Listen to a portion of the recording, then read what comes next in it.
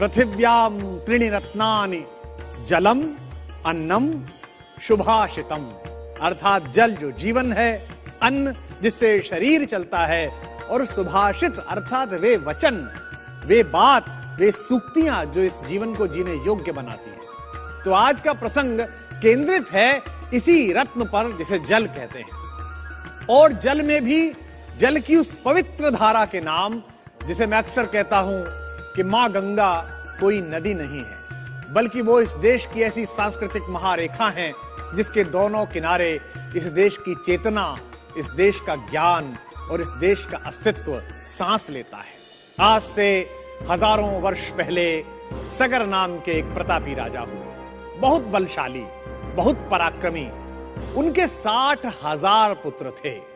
एक दिन राजा सगर ने अपने 60,000 पुत्रों के साथ मिलकर अश्वमेध यज्ञ करने का निर्णय लिया।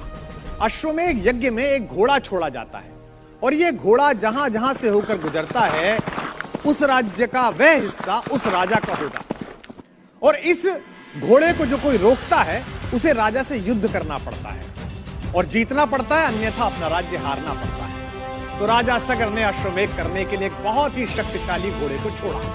वह इतना शक्तिशाली था कि तीनों लोकों में कहीं भी जा सकता था, और उसके स्वामी स्वयं इतने शक्तिशाली थे कि उस घोड़े को रोकने पर जो युद्ध करने की स्थिति आती थी, ऐसी शक्ति उस समय पृथ्वी के किसी राजा में नहीं थी। जब यह बात स्वर्ग के सम्राट, देवताओं के राजा इंद्र को पता चली तो वो बहुत चिंतित हो गए। उन्होंने एक योजना बनाई। उन्होंने उस घोड़े को चुरा लिया और उसे ले जाकर कपिल मुनि के आश्रम में बांध दिया। राजा सगर ने उस यज्ञ की जिम्मेदारी अपने सबसे बड़े बेटे अंशुमान को दे रखी थी। उनके भाइयों ने देखा कि वह घोड़ा तो कपिल मुनि के आश्रम में बंधा हुआ है। अंशुमान के भाइयों को यह लगा कि घोड़ा जरूर कपिल मुनि ने ही चुराया होगा, और उन्होंने बिना कुछ सोचे समझे कपिल मुनि के आश्रम पर तुरंत आक्रमण कर दिया। साधना में लगे हुए कपिल मुनि, उनको तो पता भी नहीं था कि बाहर क्या फजीता हो गया है। जब आश्रम पर आक्रमण हुआ तब जाकर उनकी तपस्या भंग हुई। तो तपस्या से जो ऊर्जा उनकी आंखों से निकली, उसमें वे 60 के 60,000 लोग जलकर भस्म हो गए। जब उसे पता चला कि उसके भाइयों ने यह अनर्थ कर दिया है और कपिल मुनि ने उन्हें दंड दिया है, तो अंशुमन तुरंत कपिल मुनि के आश्रम पर जा पहुंचे। वहां उन्होंने मुनिवर से अपने भाइयों के इस कर्म पर, जो बिना तर्क बिना सोच के किया गया था, इसके लिए क्षमा मांगी, और उदार हृदय मुनिवर कपिल ने अंशुमान को क्षमा कर दिया और उसके भाइयों को क्षमा कर दिया। अब अंशुमान ने पूछा कि प्रभु, आपने क्षमा तो कर दिया, पर ये भस्म के रूप में पड़े हुए मेरे भाई, इनकी मुक्ति का मार्ग बताइए।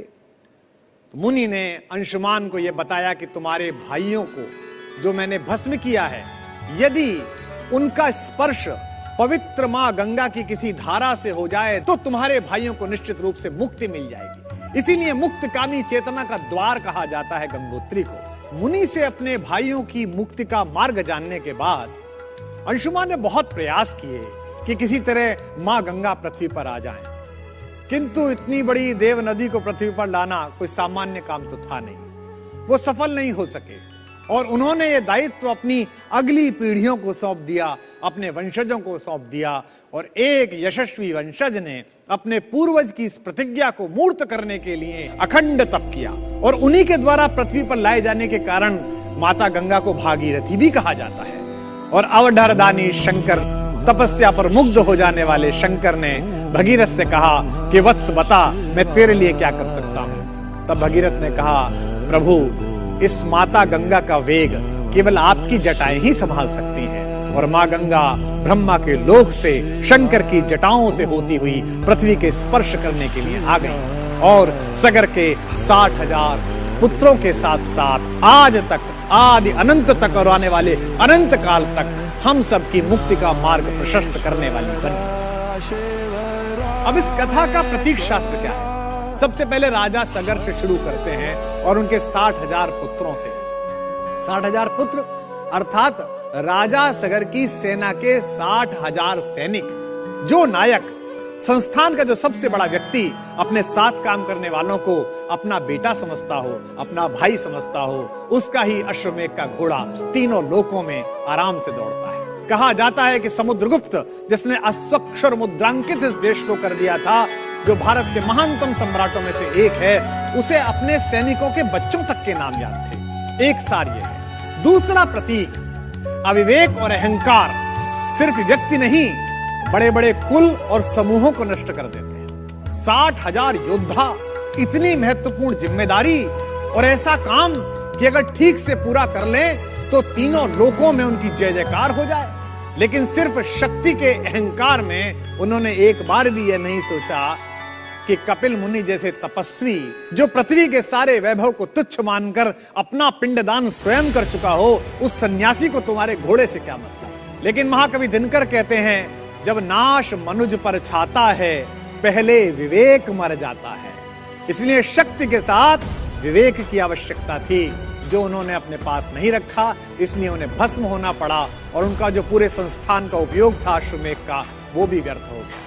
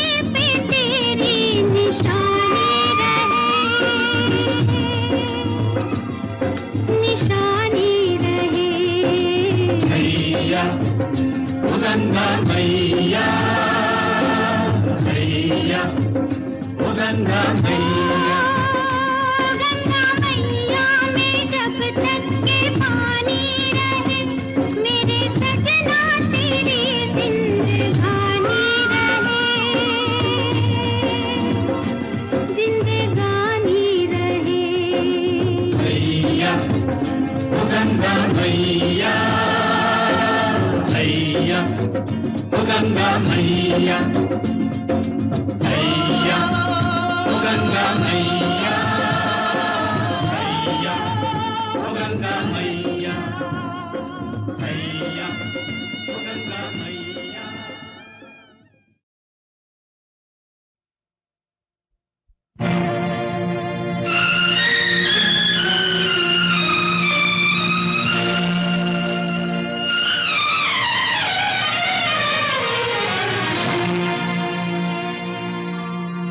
गंगा तेरा पानी अमृत,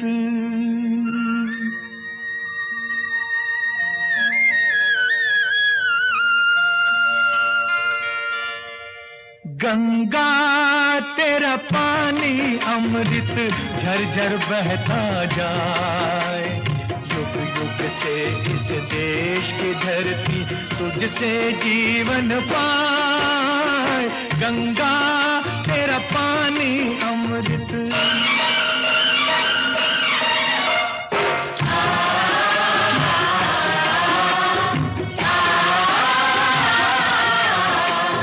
दूर हिमालय से तू आई गीत सुहानी गाती, बस्ती बस्ती जंगल जंगल सुख संदेश सुनाती।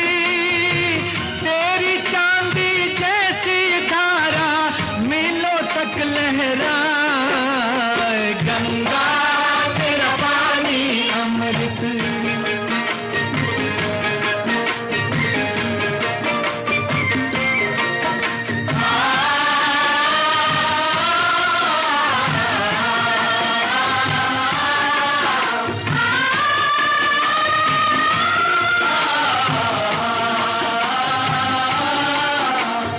कितने सूरज उभरे डूबे गंगा तेरे द्वारे। युगों युगों की कथा सुनाए तेरे बहते धारे।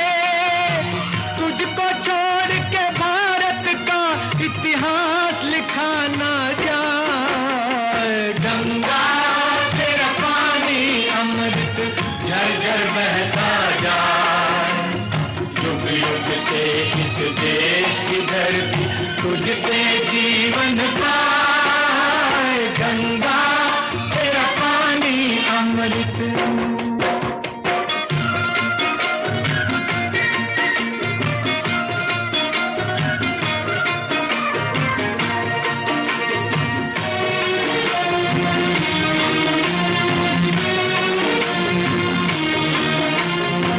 इस धरती का दुख सुख तूने अपने बीच समोया। जब जब देश गुलाम हुआ है तेरा पानी रोया। जब जब हम आजाद हुए हैं तेरे तट मुस्कान। गंगा तेरा पानी अमृत झरझर बहता जाए। युग युग से इस देश की धरती तुझसे जीवन पाए। गंगा तेरा पानी।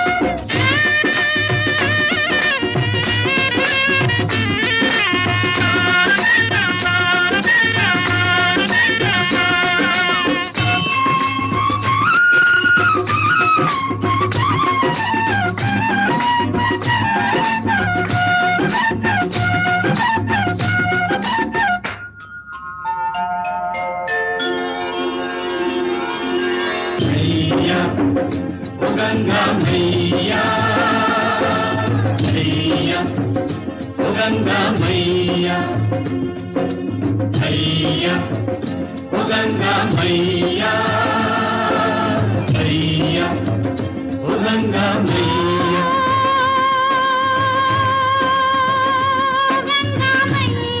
मैया ओ गंगा मैया मैया ओ गंगा मैया गंगा मैया में जब तक के पानी रहे मेरे सजना तेरी जिंदगानी रहे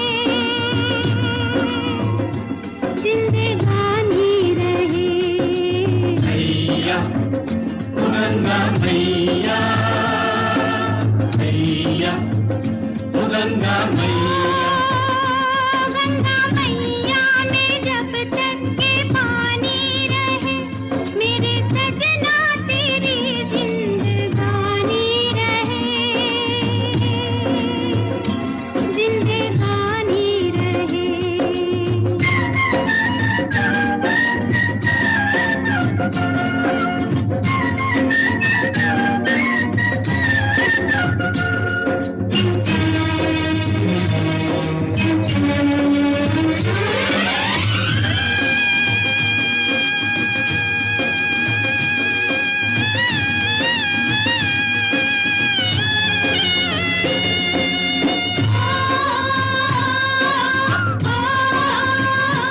मेरे जीवन के ओरे खेवैया तेरे हाथों में है मेरी नैया दुनिया कुछ भी कहे भले कहती रहे मेरी पूजा तेरी ही दीवानी रहे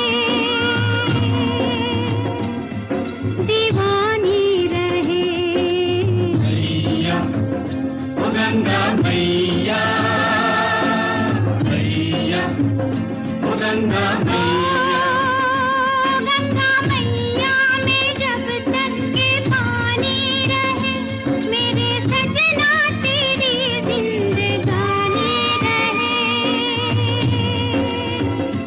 जिंदगानी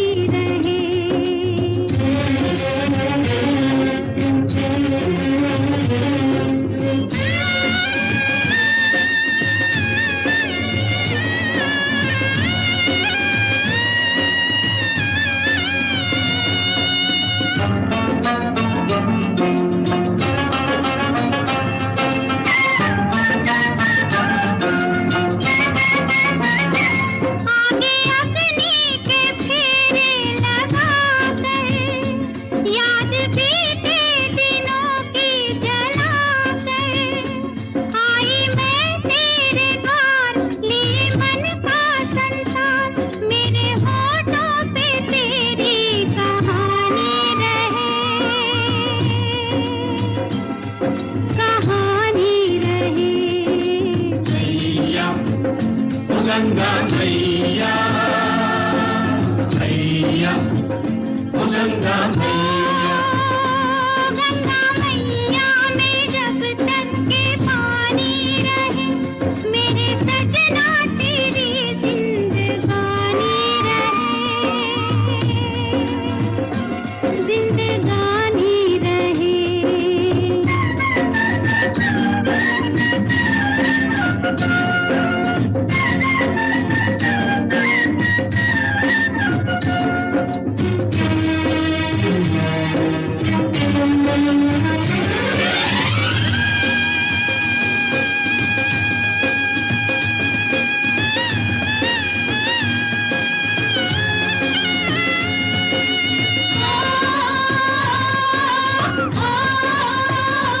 छुपी नारी के मन में वो सीता जिसका जीवन अंगारों पे बीता मेरे जीवन के राम तेरा रटती है नाम मेरे माथे पे तेरी निशानी रहे निशानी रहे मैया ओ गंगा मैया मैया ओ गंगा मैया